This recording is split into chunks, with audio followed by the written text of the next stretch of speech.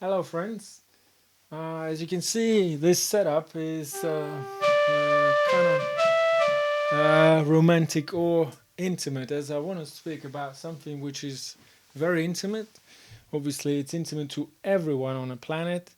It's about the sexual intimacy, and in particular, the first um, sexual experience you will have with somebody else.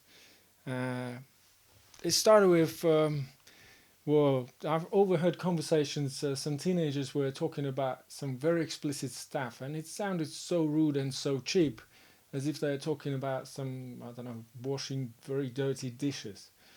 And it didn't feel right to me.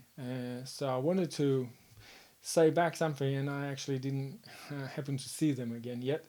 But what I first, my thoughts were comparing it to the new car or old car. So which one would you prefer to have your first car?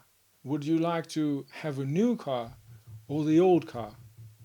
Or say if you were to have it for a whole life, where would you want to start from? And we're talking about human body, not cars. You are a lot more valuable about car. This is the subject which is very important, especially for teenagers. And when I was a teenager, growing up in a Christian family, nobody taught me anything. I was looking for these answers to this question elsewhere. And of course, there are stories in the Bible, and these instructions I would like to share with you, something that hopefully will encourage you. But first of all, I would like you to understand that there is so much pressure from the world that you have to lose a virginity, have to do something about it, and it's not right. So let's talk about that first. So the word lose points out to something that apparently had a great value. Since you have it no longer, you understand that it was of great value. If you were to lose something deliberately, well, I'm thinking about tennis match. You can deliberately lose a tennis match, but this is heavily penalized. This is no joke. I mean, but of course, we're not talking about you losing the match, because you losing something of you not losing it. That's the whole point. You are giving it away, and you don't want to be under pressure. And the pressure is there. People will speak, when are you going to have it? How are you going to have it? Blah, blah, blah, blah, blah. But this is wrong terminology. If you were to rephrase that into giving yourself, your body to somebody, having the first intimate sexual relationship with somebody, then the pressure is different because you're giving. And you don't lose gifts when you bring them on somebody's birthday. You give them deliberately and free will.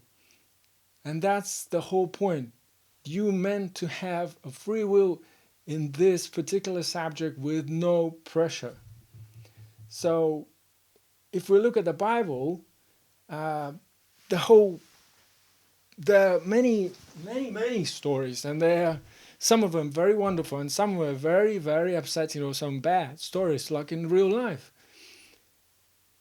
But there are stories about people having instructions by God what to do, how to do, or wait, and God would give them strength. So many years of waiting would seem to them like a week or something.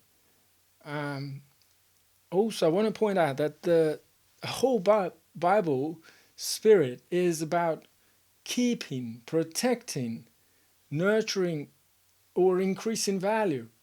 So when Jesus spoke to in parables, he was mentioning vineyards or talents being given, and then expecting increase of that value on a return, or story of creation in Genesis. So it's about receiving a gift of a garden, a beautiful place to look after.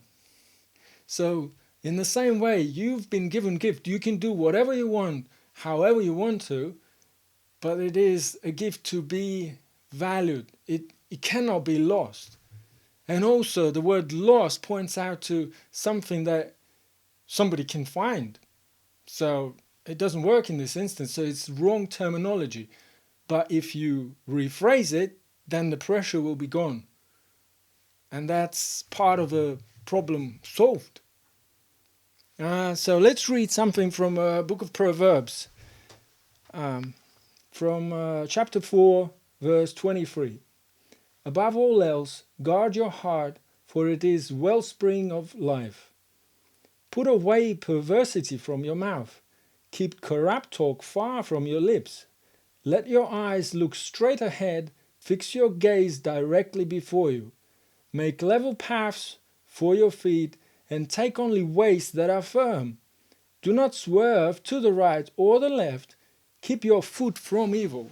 So as you can see, the Bible instructs you, but it wants you to be in control. It doesn't want you to be pushed into that. And that's the whole point. Please wait for the moment where you want to give it, how you want to give it, with, as if it was a present you were given. Now, this will be a part of a playlist. So after this, you can listen to some songs which encouraged me. So I hope it will encourage you too. So you can do what you want and say what